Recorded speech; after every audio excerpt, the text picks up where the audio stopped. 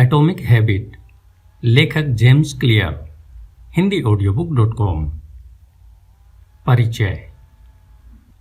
आज हम संसार में मशहूर बुक एटॉमिक हैबिट के बारे में बात कर रहे हैं, जिसे जेम्स क्लियर ने लिखा है। यह हमें सिखाती है कि मानव कैसे अपनी आदतों में छोटे छोटे बदलाव करके जीवन में मनचाहे अद्भुत परिणाम हासिल कर सकता है। लेखक पुस्तक की शुरुआत अपने बचपन के व्यक्तिगत अनुभवों से करते हुए अपने 4 स्टेप विचार को 6 पार्ट्स के माध्यम से 20 चैप्टर में बहुत विस्तार से समझाते हैं। लेखक यानी जेम्स क्लियर लिखते हैं कि हाई स्कूल के उनके दूसरे वर्ष के अंतिम दिन जब वे अपने दोस्तों के साथ बेसबॉल खेल रहे थे, तभी अचानक से बॉल को हिट करने के लिए उनके दोस्त ने बल्ला जब जोर से घुमाया तो वह उसके हाथों से फिसल गया और लेखक की आंखों के बीच में नाक पर लगा। जब बल्ला उनकी नाक पर लगा, उस क्षण के प्रभाव उन्हें आज भी याद नहीं आते कि आखिर अचानक से हुआ क्या था। बल्ला उनके चेहरे पर इतनी जोर से लगा कि उसकी चोट से नाक बुरी तरह से विकृत हो गया। यह चोट इतनी जबरदस्त थी कि लेखक का माथा खोपड़ी के अंदर धंस गया। इसे याद करते हुए उन्होंने लिखा है कि तुरंत ही एक सूजन की लहर पूरे सिर में आ गई थी। उनके अनुसार एक क्षण वे बिल्कुल ठीक थे, वह अगले ही पल लगभग सेकंड के 1000वें भाग से भी कम समय के बाद उनकी नाक टूटी हुई थी, खोपड़ी में फ्रैक्चर था और चकनाचूर हुई दोनों आंखों के चारों तरफ की हड्डियां थी। जब लेखक ने अपनी आंखें खोली तो देखा कि लोग उन्हें घूर रहे थे, वह मदद के लिए भाग दौड़ कर रहे थे। जब लेखक ने नीचे देखा तो अपने कपड़ों पर लाल रंग के धब्बे देखे। उनके सहपाठियों में से किसी एक ने अपनी शर्ट उतारकर लेखक को दे दी, जिससे उन्होंने अपनी जख्मी हुई जगह से निकलने वाले खून को रोकने के लिए जोर से लगा लिया। वो इस बात से हैरान, भ्रमित व अनजान थे कि वो कितने गंभीर घायल हो गए थे।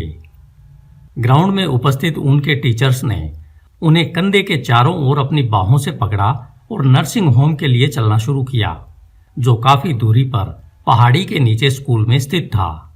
बहुत ही ईमानदारी से बेतरतीब हाथों से लेखक को पकड़े हुए सभी ने धीरे धीरे चलना शुरू किया। इस दौरान किसी को भी इसका एहसास नहीं हुआ कि हर मिनट उनके लिए कितना मायने रखता है। जब वे नर्सिंग होम पहुंचे तो नर्स ने लेखक से उनकी वर्तमान स्थिति जानने के लिए कुछ सवाल पूछे, जैसे अभी कौन सा साल चल रहा है। लेखक ने जवाब दिया 1998, लेकिन यह वास्तव में 2002 था। नर्स ने दूसरा सवाल पूछा, संयुक्त राज्य अमेरिका के राष्ट्रपति कौन है। लेखक ने फिर जवाब दिया बिल क्लिंटन, लेकिन इसका सही उत्तर था जॉर्ज डब्ल्यू बुश। फिर नर्स ने तीसरा सवाल पूछा, आपकी मां का नाम क्या है। लेखक रुक गए। 10 सेकंड बीत गए। फिर लेखक ने लापरवाही से कहा, पट्टी, इसे अनदेखा करते हुए कि उन्हें अपनी मां का नाम याद करने के लिए 10 सेकंड लग गए थे। आखिरी सवाल का जवाब देने में लेखक असमर्थ थे।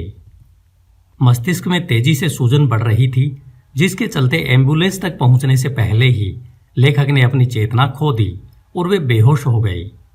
कुछ ही मिनट बाद वहां से उन्हें स्थानीय अस्पताल में रेफर कर दिया गया। अस्पताल में पहुंचने के कुछ ही समय बाद उनका शरीर शिथिल होने लगा। उनका शरीर कुछ निगलने व सांस लेने जैसे बुनियादी कार्यों के लिए भी बहुत संघर्ष कर रहा था। उन्हें इसी दौरान पहला मस्तिष्क दौरा पड़ा और फिर उनके शरीर ने पूरी तरह से सांस लेना बंद कर दिया। स्थिति को अनियंत्रित होते देख डॉक्टर्स ने ऑक्सीजन लगाई और जल्दबाजी में आदेश दिया कि मरीज को एयर टैक्सी के द्वारा सिनसिनाटी के एक बड़े अस्पताल में तुरंत रेफर किया जाए। जब उन्हें इमरजेंसी वार्ड से बाहर निकालकर हेलीपैड तक ले जाया जा रहा था, तभी स्ट्रेचर ऊबड़ खाबड़ फुटपाथ पर टूट गया और फुर्ती से एक नर्स ने उन्हें संभाला, जबकि दूसरी ने अपने हाथ से ब्रीदिंग की प्रक्रिया जारी रखी। मरीज की मां, जो कुछ ही समय पहले अस्पताल पहुंची थी, अस्पताल में उनके बगल में बैठ गई। उड़ान के दौरान लेखक बेहोश, सांस लेने में असमर्थ थे। उनकी मां पूरे रास्ते उनका हाथ अपने हाथ में पकड़े हुए बैठी रही। जब उनकी मां हेलीकॉप्टर में उनके साथ सवार हुई, तब उनके पिता ने घर पर पहुंचकर उनके भाई और बहन को इस एक्सीडेंट का समाचार दिया। यह समाचार सुनते ही दोनों रोने लगे। तब उनके पिता ने अपनी बेटी को समझाते हुए आंसू पोंछे। इसके बाद दोनों बच्चों को रिश्तेदारों के पास छोड़कर वे सिनसिनाटी के लिए रवाना हो गए। जब लेखक और उनकी मां अस्पताल की छत पर उतरे तो लगभग 20 डॉक्टरों और नर्सों की एक टीम ने हेलीपैड से स्ट्रेचर पर मरीज को ट्रॉमा यूनिट में पहुंचाया। इस समय तक दिमाग की सूजन इतनी गंभीर हो गई कि उन्हें बार बार पोस्ट ट्रामेटिक का दौरा पड़ना शुरू हो चुका था। उनकी टूटी हुई नाक की हड्डियों को ठीक करने की जरूरत थी, लेकिन उनकी हालात ऐसी नहीं थी कि वे अभी एक और सर्जरी को झेल पाएं। एक और दौरे के बाद दिन का तीसरा पहर निकल चुका था। फिर उन्हें मेडिकली इंड्यूस्ड कोमा में वेंटिलेटर पर रखा गया। लेखक के माता पिता के लिए यह अस्पताल अनजान नहीं था। 10 साल पहले वे इसके बाद वाले ग्राउंड फ्लोर पर उसी बिल्डिंग में तब रहे थे जब उन्हें पता चला कि उनकी बेटी को 3 साल की उम्र में ल्यूकेमिया था। उस समय लेखक की उम्र 5 साल व उनके भाई की उस समय उम्र मात्र 6 महीने थी। और अंततः 2.5 साल बाद कीमोथेरेपी, स्पाइनल टैप्स और बोन मैरो बायोप्सी होने के बाद उनकी बहन अंत में खुश, स्वस्थ और कैंसर मुक्त होकर अपने पैरों पर चलकर घर गई। और अब नॉर्मल जीवन के 10 साल बाद लेखक के माता पिता उसी स्थान पर अपने दूसरे बच्चे के साथ थे। लेखक के कोमा में जाने के बाद अस्पताल ने एक पादरी और एक सामाजिक कार्यकर्ता को उनके माता पिता के पास सांत्वना देने के लिए भेजा। यह वही पादरी थे जो 1 दशक पहले एक शाम को लेखक के पिता को तब मिले थे जब उन्हें अपनी बेटी के कैंसर होने का पता चला था। जैसे जैसे दिन ढलता गया वैसे वैसे लेखक का जीवन मशीनों पर आश्रित होता चला गया। उनके माता पिता अस्पताल के गद्दे पर सोते थे। कभी कभी लगता था कि वे थकान से गिर जाएंगे, लेकिन अगले ही पल वे चिंतित व जागृत हो जाते। उनकी मां ने उन्हें बाद में बताया कि उस समय सबसे बुरी रातें उनके पास थी। लेखक का ठीक होना। दया भाव के साथ डॉक्टर्स उन्हें कोमा से बाहर भेजने के लिए तब राजी हुए जब अगली सुबह तक लेखक की सांसें बेहोशी के बाद नॉर्मल चलने लगी। जब उन्हें आखिरकार होश आया तो पाया कि वे अपनी सूंघने की क्षमता खो चुके थे। कुछ टेस्टों के बाद एक नर्स ने उन्हें कहा कि इस सेब को सूंघो। तब उनकी सूंघने की क्षमता लौट आई, लेकिन हर किसी को तब आश्चर्य हुआ जब नाक से हवा बाहर निकलने की बजाय आंख के फ्रैक्चर वाली जगह से निकलने लगी। वह बाईं आंख को धक्का देकर आईबॉल को बाहर निकाल दिया। इसका कारण यह रहा कि पलक और ऑप्टिक तंत्रिका द्वारा आंख को मस्तिष्क से जोड़ा नहीं गया था।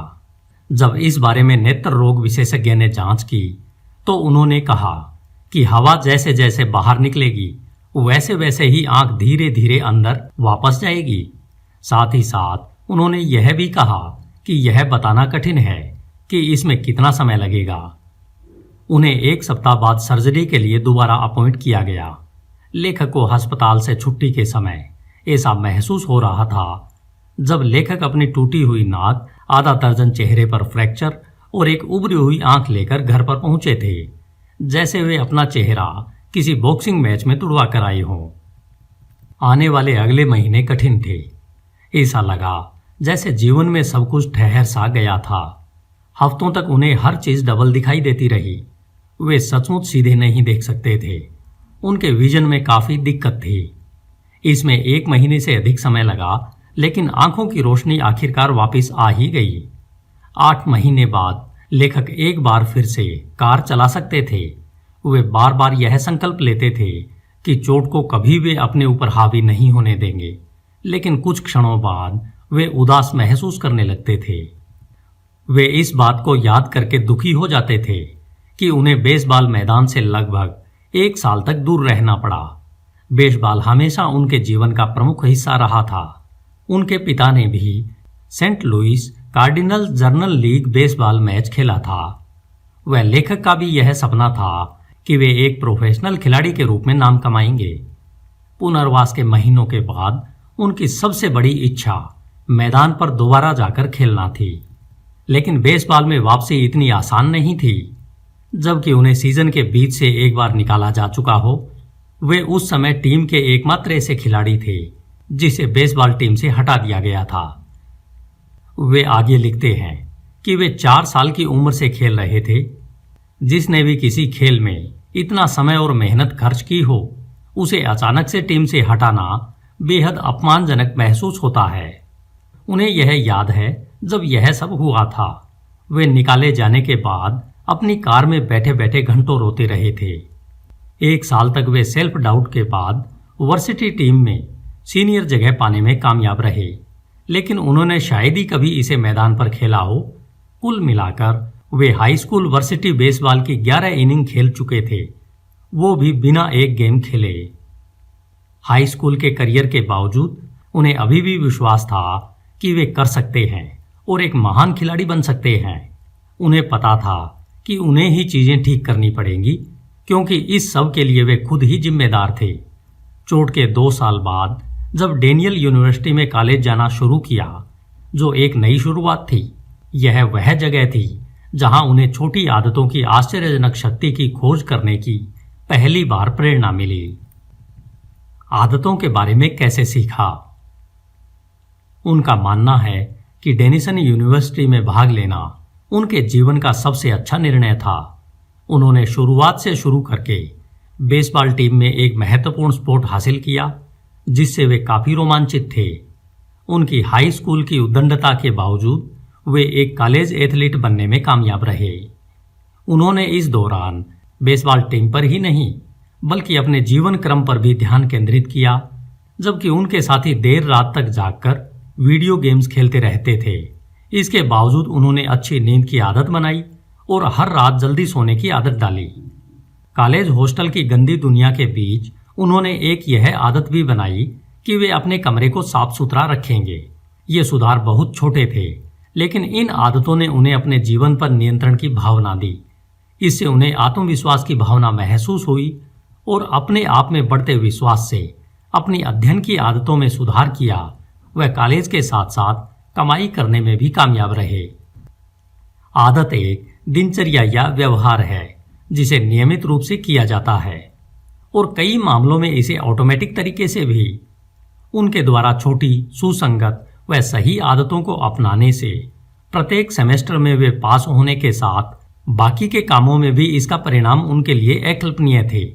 उदाहरण के लिए, उन्होंने जीवन में पहली बार से लेकर कई बार वजन उठाने की आदत बना ली, जिसे वे लगातार 1 सप्ताह तक व बाद में इसे अपने जीवन का एक स्थायी हिस्सा बना लिया। जब उनका सी फोरम सीजन आया तो उन्होंने पिचिंग स्टाफ का शुरुआती रोल निभाया। सीजन के अंत तक आते आते उन्हें टीम के कप्तान व ऑल कॉन्फ्रेंस टीम के लिए भी चुना गया था, लेकिन इसके साथ ही उन्होंने इसका भुगतान नींद, अध्ययन और ट्रेनिंग की आदतों में बदलाव के रूप में करना शुरू कर दिया। 6 साल बाद जब एक बेसबॉल बैट से चेहरे पर चोट के कारण अस्पताल में कोमा में उन्हें रखा गया, तब उन्हें टॉप के रूप में चुना गया। उन्हें डेनिसन यूनिवर्सिटी में मेल एथलीट और ESPN के इनाम से सम्मानित किया गया, जो केवल अकादमिक ऑल अमेरिका देश भर में से टीम के सिर्फ 33 खिलाड़ियों को ही दिया गया सम्मान था। वे ग्रेजुएशन तक इस सूची में सूचीबद्ध रहे थे। उसी वर्ष उन्हें यूनिवर्सिटी के सर्वोच्च शैक्षणिक सम्मान राष्ट्रपति पदक से भी सम्मानित किया गया था। वे आगे लिखते हैं कि आशा है कि अगर आपको यह ओवर लगा हो तो आप उन्हें क्षमा कर देंगे। सही में एथलेटिक कैरियर के बारे में कुछ भी पौराणिक या ऐतिहासिक नहीं था। उन्होंने आगे कहा कि उन्हें यह महसूस होता है कि कभी भी वे पेशेवर तरीके से नहीं खेले। हालांकि पीछे मुड़कर देखने से उन वर्षों में उनका मानना है कि उन्होंने कुछ दुर्लभ पाया है। उन्होंने अपनी क्षमता के अनुसार सब किया। लेखक को यह पूरा विश्वास है कि इस पुस्तक में बताई गई अवधारणाएं आपको आपकी क्षमता तक पहुंचाने में अवश्य मदद करेंगी। हम सभी जीवन में चुनौतियों का सामना करते हैं। इस चोट के अनुभव ने एक महत्वपूर्ण सबक यह सिखाया कि छोटे छोटे परिवर्तन, जो छोटे व महत्वहीन लगते हैं, उनकी सामूहिक शक्ति चक्रवर्ती दर से आपको आने वाले समय में उल्लेखनीय परिणाम देंगी। हम सभी जीवन में अक्सर असफलता से निपटते हैं, लेकिन लंबे समय में हमारे जीवन की गुणवत्ता अक्सर हमारी आदतों की गुणवत्ता पर निर्भर करती है। उन्हीं समान आदतों से आप वैसा ही परिणाम पाओगे लेकिन आदतों को बेहतर करके कुछ भी पाना संभव हो जाता है। यहाँ पर ऐसे लोग हैं जो रात भर में अविश्वसनीय सफलता प्राप्त कर सकते हैं। लेखक कहते हैं कि वे उनमें से किसी को भी नहीं जानते और निश्चित रूप से इसमें वे खुद भी शामिल हैं। आगे लिखते हैं कि उनकी चोट के बाद कोमा की यात्रा का कोई एक परिभाषित समय नहीं था, जबकि वहां पर उनके आसपास अनेकों लोग थे। यह एक क्रमिक विकास था। इसमें छोटी छोटी जीत की बड़ी श्रृंखला और छोटी छोटी सफलताएं जुड़ी थी। वहां पर उनके लिए प्रगति का एकमात्र तरीका व एकमात्र विकल्प यह था कि केवल छोटे से शुरू करना। उन्होंने इसी रणनीति को अपनाकर अपना खुद का बिजनेस शुरू किया व बाद में इस किताब की शुरुआत की। इस पुस्तक को कैसे और क्यों लिखा गया? जेम्स ने नवंबर 2012 में jamesclear.com पर लेख लिखने शुरू किए। वर्षों से वे आदतों के बारे में अपने व्यक्तिगत प्रयोगों पर नोट बना रहे थे। उन्होंने हर सोमवार और गुरुवार को एक नया लेख प्रकाशित करके इसे शुरू किया। कुछ महीनों के भीतर इस सरल लेखन की आदत से उनके साथ 1000 ईमेल सब्सक्राइबर जुड़े और 2013 के अंत तक यह संख्या 30,000 से ज्यादा हो गई। 2014 में उनकी ईमेल लिस्ट 1 लाख से अधिक सब्सक्राइबर्स की हो गई, जिसने इसे इंटरनेट पर सबसे तेजी से बढ़ते न्यूज़लेटर में से एक बनाया। उनका कहना है कि जब उन्होंने 2 साल पहले लिखना शुरू किया था तब उन्हें बहुत ही असहज महसूस हुआ, लेकिन अब वे आदतों पर एक विशेषज्ञ के रूप में जाने जाने लगे। यह एक नया लेवल था जिसने उन्हें उत्साहित किया, लेकिन साथ ही वे असहज भी महसूस कर रहे थे। वे आगे लिखते हैं कि उन्होंने कभी भी अपने आप को इस सब्जेक्ट का मास्टर नहीं माना, लेकिन कोई तो था जो उनके पाठकों के साथ प्रयोग कर रहा था। 2015 में वे 2 लाख ईमेल सब्सक्राइबर्स तक पहुंच गए और अपना स्वतंत्र लेखन का कार्य शुरू करने के लिए पेंगुइन रैंडम हाउस के साथ एक पुस्तक लिखने के समझौते पर हस्ताक्षर किए, जिसे आप अभी सुन रहे हैं। जैसे जैसे उनके पाठक बढ़ते गए, वैसे वैसे उनके पास बिजनेस के अवसर बढ़ते गए। उन्हें अब टॉप कंपनियां science of habit formation, behaviour change व कॉन्स्टेंट चेंज आदि विषयों पर बोलने के लिए बुलाने लगी थी। साथ ही वे अब संयुक्त राज्य अमेरिका और यूरोप में आयोजित होने वाले सम्मेलनों में भाषण के माध्यम से की नोट्स डिलीवर कर रहे थे। साल 2016 में उनके लेख टाइम्स, एंटरप्रेन्योर और फोर्ब्स जैसी टॉप पत्रिकाओं आदि में नियमित रूप से छपने लगे। अविश्वसनीय रूप से उस साल उन्हें 8 मिलियन से अधिक लोगों द्वारा पढ़ा गया। साथ ही कोच व स्पीकर्स उनके द्वारा किए गए लेखन कार्यों के बारे में NFL, NBA और MLB में पढ़ना वह अपनी टीमों के साथ शेयर करना शुरू कर दिया था। साल 2017 की शुरुआत में उन्होंने हैबिट्स अकादमी शुरू की, जिसे संस्थानों व व्यक्तिगत दोनों स्तरों पर लोगों ने जीवन व कार्य में बेहतर आदतों के निर्माण का एक प्रमुख प्रशिक्षण मंच माना। जब फॉर्च्यून 500 कंपनियों और बढ़ते स्टार्टअप्स ने अपने लीडर्स व कर्मचारियों को ट्रेनिंग देने के लिए वहां पर अपना नामांकन करना शुरू कर दिया, जहां से कुल मिलाकर 10,000 से अधिक लीडर्स, प्रबंधकों, कोचों और शिक्षकों ने स्नातक किया है। अकादमी और उनके साथ काम ने लेखक को सिखाया कि वास्तविक दुनिया में काम करने के लिए आदतों में छोटे बदलावों से क्या हो सकता है। जैसे ही लेखक ने इस पुस्तक को 2018 में फिनिशिंग टच दिया, तब तक जेम्स क्लियर पर हर महीने लाखों लोग, साप्ताहिक लगभग 5 लाख लोग ईमेल से सदस्यता ले रहे थे। यह सब लेखक के अनुसार उनकी अपेक्षाओं से परे था। यह पुस्तक आपके लिए कैसे लाभदायक है? उद्यमी और निवेशक नवल श्रीकांत ने कहा है, एक महान पुस्तक लिखने के लिए आपको सबसे पहले खुद को एक पुस्तक बनना होता है। लेखक ने आगे लिखा है कि उन्होंने पुस्तक में बताए गए अपने अनुभवों व छोटे बदलावों को मूल रूप से सीखा है, उनके साथ वे जिए हैं, जिससे वे एक लेखक, एक बिजनेसमैन बने व एक सफल बिजनेस विकसित किया है। छोटी आदतों ने उन्हें उनकी पूरी क्षमता तक पहुंचने में मदद की है। यह पुस्तक जो अभी आपके हाथ में है, यह आपके लिए भी उतना ही काम करेगी, आपको आपकी क्षमता तक पहुंचाने में मददगार साबित होगी। आप जैसे जैसे इसे पढ़ते या सुनते जाएंगे, आप चरणबद्ध तरीके से इसके चैप्टर पाएंगे। जिसमें केवल दिनों या हफ्तों के लिए योजना नहीं है बल्कि जीवन भर के लिए है। विज्ञान भी लेखक द्वारा लिखी गई हर चीज का समर्थन करता है। यह पुस्तक ही नहीं है बल्कि एक शैक्षणिक शोध पत्र या कहें यह एक ऑपरेटिंग मैनुअल है जिससे आप जान पाएंगे कि कैसे ज्ञान को व्यवहारिक व आसान तरीके से अपनी आदतों को बनाने और बदलने के लिए लागू करें। इस पुस्तक ने जिन क्षेत्रों को छुआ है वे बायोलॉजी, न्यूरोसाइंस, फिलॉसफी, साइकोलॉजी और भी कई विषय हैं जिन्हें लेखकों ने कई वर्षों से समझा व जाना है। इसमें सबसे अच्छे विचारों का विश्लेषण है जिसे स्मार्ट लोगों ने बहुत समय पहले खोजा है व साथ ही साथ वैज्ञानिकों ने हाल ही में जिन पर शोध किया है। लेखक का उन विचारों को खोजने में सबसे ज्यादा योगदान माना जाएगा जो सबसे ज्यादा मायने रखते हैं व जो एक्शनेबल भी हैं। लेखक आगे लिखते हैं कि इस पुस्तक में जो सर्वश्रेष्ठ है उसका श्रेय उन वैज्ञानिकों को दिया जाना चाहिए जिन्होंने अपना समय लगाकर उन सिद्धांतों को खोजा व कायम किया है। वह कुछ भी अटपटा या काम न करने वाला विचार लगे वो लेखक के हैं। इस पुस्तक की बैकबोन लेखक की आदतों का 4 स्टेप मॉडल है। क्यों, लालसा, प्रतिक्रिया और इनाम व व्यवहार के वे 4 कानून जिनसे ये 4 स्टेप विकसित होने वाले हैं। साइकोलॉजिकल पृष्ठभूमि वाले श्रोता इन्हें पहचान सकते हैं जैसे कंडीशनिंग, जिसे पहले 1930 के दशक में B.F. स्किनर के द्वारा प्रोत्साहन और प्रतिक्रिया के रूप में प्रस्तावित किया गया था। वह इसे पावर ऑफ हैबिट पुस्तक में हाल ही में क्यू, रूटीन, रिवार्ड के रूप में चार्ल्स डुगी ने संपादित किया था। स्किनर जैसे व्यवहार वैज्ञानिकों ने कहा कि अगर आपने सही इनाम या सजा की पेशकश की तो आप लोगों को एक निश्चित कार्य करने के लिए सही मार्ग चुनने में मदद कर सकते हैं। स्किनर मॉडल ने यह समझाने का उत्कृष्ट कार्य किया कि बाहरी उत्तेजनाओं ने हमारी आदतों को कैसे प्रभावित किया। इसमें एक अच्छी कमी यह थी कि हमारे विचारों, भावनाओं और विश्वासों का प्रभाव हमारे व्यवहार पर पड़ता है।